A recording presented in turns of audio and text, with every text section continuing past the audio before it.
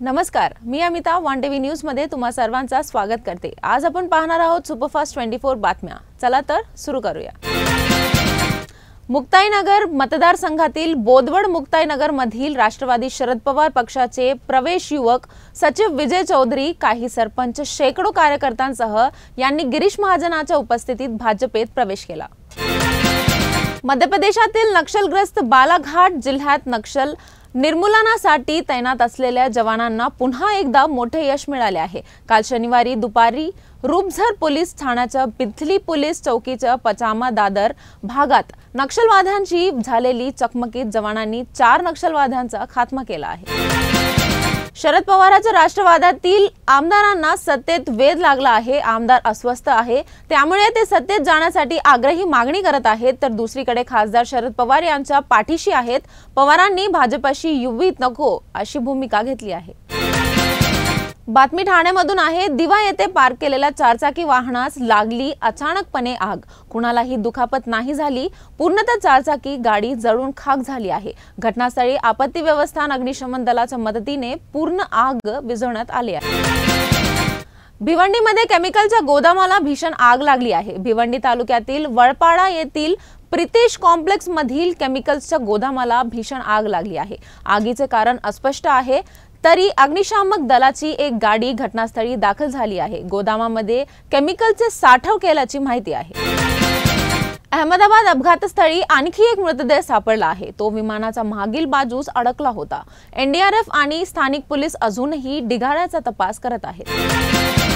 काँग्रेस अध्यक्ष मल्लिकार्जुन खरगे अहमदाबादला पोहोचले आहेत, जिथे ते ट्रॉमा सेंटर मधून भेट घेऊन विमान अपघातात जखमी झालेल्या भेट घेत आहेत। यानंतर मल्लिकार्जुन खरगे देखील अपघातस्थळी जाऊन घटनास्थळीची पाहणी करतील।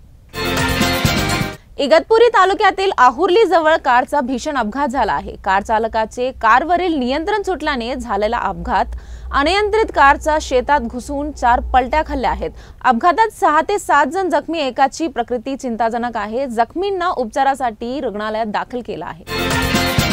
भुजबळा पाठोपाठ आमदार देवयानी फरांदे यांची देखील महापालिका आणि पोलीस प्रशासनावर नाराजी आहे। नाशिकमधील वाहतूक कोंडी आणि अतिक्रमणाला महापालिका आणि पोलीस प्रशासन जबाबदार असल्याचा आरोप आहे। महापालिका आणि पोलीस प्रशासनाच्या दुर्लक्षपणामुळे शहरात वाहतूक कोंडी आणि अतिक्रमणाच्या समस्या होत आहेत, असे त्यांचे म्हणणे आहे। आंध्र प्रदेशातील तिरुपती बालाजी मंदिराप्रमाणे दर्शन टोकन प्रणालीचा वापर पंढरपुरातील विठ्ठल मंदिरात करण्यात येणार आहे। श्री विठ्ठल रुक्मिणी मातेचं टोकन दर्शन प्रणालीसाठी चाचणी आजपासून सुरू झाली आहे, तर या टोकन दर्शन प्रणालीचे संगणकीय काम TCS ही कंपनी करणार आहे। मुंबईत आज सकाळपासूनच पावसाने हजेरी लावली आहे। आज आणि उद्या मुंबईला हवामान खात्याकडून येलो अलर्ट जारी करण्यात आलेला आहे, तर दुसरीकडे ठाणे, पालघर, रायगड, सिंधुदुर्गला आज ऑरेंज अलर्ट आणि उद्या येलो अलर्ट जारी करण्यात आलेला आहे। यासह मुंबई आणि उपनगराला मध्यम ते मुसळधार पावसाचा इशारा देण्यात आला आहे। मुंबईतील रेल्वेच्या 3ही मार्गावर आज मेगा ब्लॉक घेण्यात येणार आहे। उपनगरीय रेल्वे मार्गावर रुळांची दुरुस्ती, सिग्नल यंत्रणेची तांत्रिक कामे तसेच अभियांत्रिकी आणि देखभालीची कामे पूर्ण करण्यासाठी हा ब्लॉक घेण्यात येणार असल्याचे रेल्वे प्रशासनाकडून सांगितले जात आहे।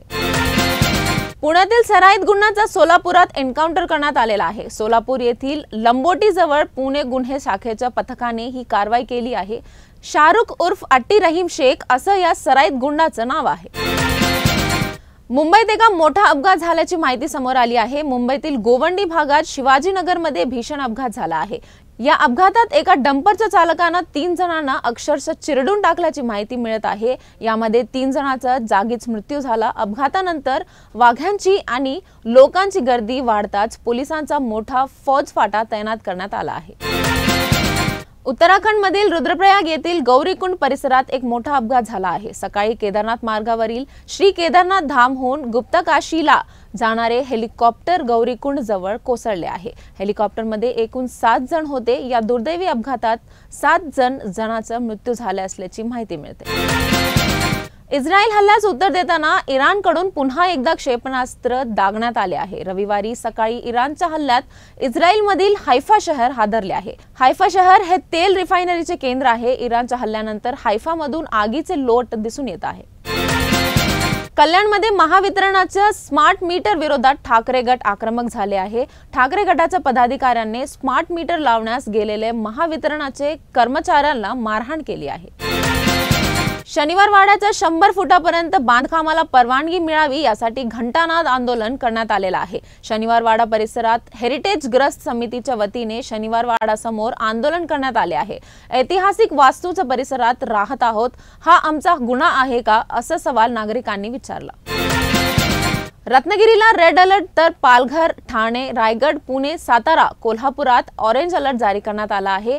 तसेच मुंबईसह विदर्भात येलो अलर्ट जारी करण्यात आलेला आहे। मंत्री छगन भुजबळ यांनी शनिवारी मनपाच्या अधिकाऱ्यांना धारेवर धरल्यानंतर दुसऱ्या दिवशीच कारवाईला सुरुवात झाली आहे। अतिक्रमण मोहिमेदरम्यान पोलिसांचा मोठा बंदोबस्त तैनात झाला आहे। नाशिक शहराचा मुख्य चौक असलेल्या द्वारका सर्कल परिसरात अतिक्रमणाची मोहीम सुरू झाली आहे। शहरातील वाहतूक कोंडी फोडण्यासाठी आणि पार्किंगच्या प्रश्न मार्गी लावण्यासाठी अतिक्रमण मोहीम सुरू झाली आहे। आता बातमी येते जालनामधून। बदनापूरच्या कंडारी खुर्द परिसरात मुसळधार पाऊस होतोय। पुलावरून पाणी वाहून गेल्यानं काही वेळ वाहतूक ठप्प झालेली आहे। बदनापूर ते कंडारी रस्त्यावरील वाहतूक काही काळ खोळंबली आहे। जोरदार पावसाने परिसरातील नद्या तुडुंब भरलेली आहे। पावसाचा पाणी साचल्यामुळे शेतकऱ्यांचा मोठा नुकसान झालं आहे। नागपूरच्या महाल परिसरातील गांधी गेट येथील राजकमल कॉम्प्लेक्स मध्ये काल रात्री भीषण आग लागली आहे।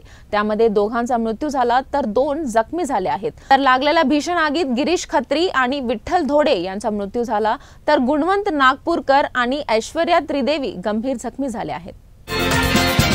भाजपचे आमदार संजय कुटे यांचं जळगाव जामोद येथील निवासस्थानात पेट्रोल टाकून जाळण्याचा प्रयत्न करण्यात आलेला आहे। अतिवृष्टीमुळे शेतीचं नुकसान झालं होतं, त्याचा मोबदला न मिळाल्यानं शेतकरी संतापला आणि त्यानं पेट्रोलची कॅन घेऊन आमदाराच्या बंगल्यात प्रवेश केला।